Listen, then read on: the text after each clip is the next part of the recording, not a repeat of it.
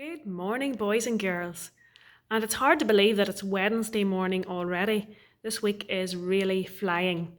I'm back in school again today. You can probably see there's our little prayer up above me, prayer to our guardian angel. Today is the 20th of January already, 20th of January 2021. So let's get started. And we begin by reading through our spellings. So let's look. Give, glad, grams, goes, gone, game, get, goodbye, jogging, luggage, dragging, and giggle. Then we move on to our sounds in focus and continue working on it. And we're looking today at question 8. I think we finished 7 yesterday, so we're on to 8 today. And question 8 asks you to write words ending with the suffix full to match the meaning. And suffixes are useful little groups of letters that you can put at the end of a word. And the word is called the root word, and then the group of letters goes at the end. So here are some examples of suffixes. Ing, li, est, and of course today's suffix is full. So here are some words then with those suffixes on the end, and I've put the root word at the start. Walking, and that comes from the word walk. Happily, the root word there would be happy. Bigger, coming from the word big. Biggest, coming from the word big. And our suffix today is full, and you could put it at the end of forget to make the word forgetful. If someone is forgetful, like Mrs. McFadden when she forgets to bring in the Friday treat, and P4 say, "Oh, Mrs. McFadden, you're so forgetful." So you have to put a suffix, the suffix full, at the end of each of these words to make a longer word. So beauty would become beautiful. Forgetting there, we can see, has become forgetful. Now, sometimes you might have to take a little letter off the end of these root words. For example, with beauty there, you're going to have to take off the Y and change it to an I and then add full. And then add full as well to grace and to joy. Part 9 then asks you to write the animal names that match the group names. And the first one is done for you. So sometimes when animals are in groups, they have a group name. For example, fish are referred to as a school of fish, which always sounds a bit weird because it seems like we should be seeing fish swimming around Mount St. Catherine's. But yes, when you have a group of fish, it's called a school of fish. So the other words then you have here are geese, bees, cows, fish is already done for you, and wolves. And you have to put those at the end of these group names. A herd of, a pack of, a gaggle of, a swarm of. And the same here. You've got your animal names, lions, sheep, kittens, birds and whales. And your group names there, a flock of, a pod of, a litter of, a flock of, again, so 2 different animals there referred to as a flock, and a pride of. So you put the animal names at the end. Question 10 then asks you to write each set of words in alphabetical order. So you have 4 words there, goes, game, gone, and getting, and you have to put them in alphabetical order. Now, as you know, when you're putting something in alphabetical order, you look at the first letter and you see which word has the letter closest to the start of the alphabet.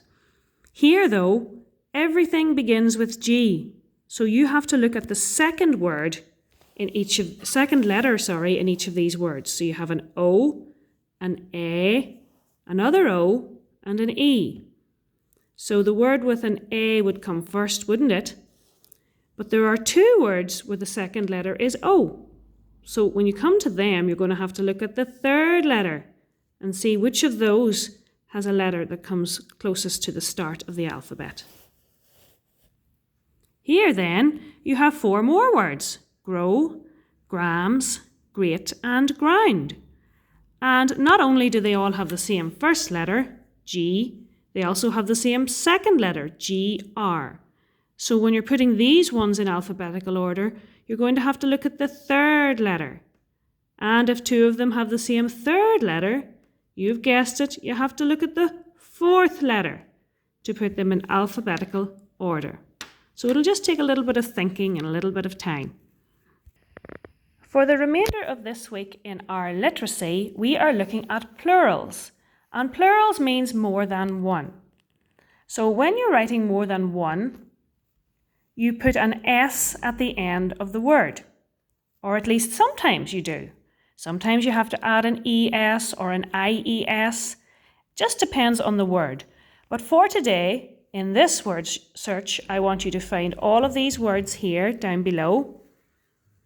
Find the plural form of them in the word search, which means when you're looking for each of these words, put an S on the end of them first and look for the plural version of the word in the word search. And you'll see the first one has been done for you. You had the word book. I put an S at the end to make books, and then I circled it in the word search. So you find the other words, make them plurals, which means add an S on the end, and find them in your word search. Moving on to our maths then, and we are continuing to work on money this week. And question 1 says, how many of each coin to make £2? Now, can you remember what a £2 coin is? It's that large coin with the gold and silver colouring in it, and it is worth 200 pennies, so it's worth £2 coins. So the question asks you then, how many of these would you need to be the same as £2, to be the same as a £2 coin? How many of these 10p's would you need? Well, you would need 10 10p's to make £1. So how many 10p's would you need to make £2? Try counting in tens to help you. How many 20p's would you need to make £2? And here is one of the larger coins, a 50p coin. How many of those 50p coins would you need to make £2? Question 2 then brings you back to counting coins again. So you have a little jug here, and it asks you how much is the jug. So you have to count the coins and work out the total. Remember what I said yesterday, that when you're writing amounts of money and it's more than £1, you use a pound sign. All the pounds go before the dot and all the pence goes after the dot, but you don't put a P on the end, okay? The pound sign and the P sign should never be together. Question B then again, how much does this beautiful little box cost? Count the coins. Question 3 asks you to list the coins used to buy each item and use as few coins as possible, okay? So for example, for this clock, it's £2.80. So I don't want to see you drawing £2 coins. I want you to see you drawing a £2 coin rather than 2 £1 coins, because you want to use as little coins as possible. Now, if you have coins at home, you can lay them out and take a photograph of them and send them to me that way. Or otherwise, you can draw pictures of the coins that you would need to pay for each item. And remember, you want to use as few as possible. Question 4 then asks you, which item is the most expensive and which item is the least expensive? So just in case you don't know what the items are called, this is a clock, this is a ring, a vase, and a picture frame. Question 5 then asks you to choose from this selection of coins, and you can just draw them. And it says list 4 different ways of making £5. Okay, so on a page you can make 4 different rows and just make £5 in 4 different ways, drawing different coins. So for example, in your first row you might draw 2 £2 coins and a pound. And then for the other 3, you have to make £5 in different ways. So a busy day today, boys and girls. Just try your best, do what you can do. If you have any time, continue on with your reading, your accelerated reading, and your sum dog as well. Because as you know, in P4, we are the sum dog superstars at the minute. So let's keep that up. See you tomorrow. Bye-bye.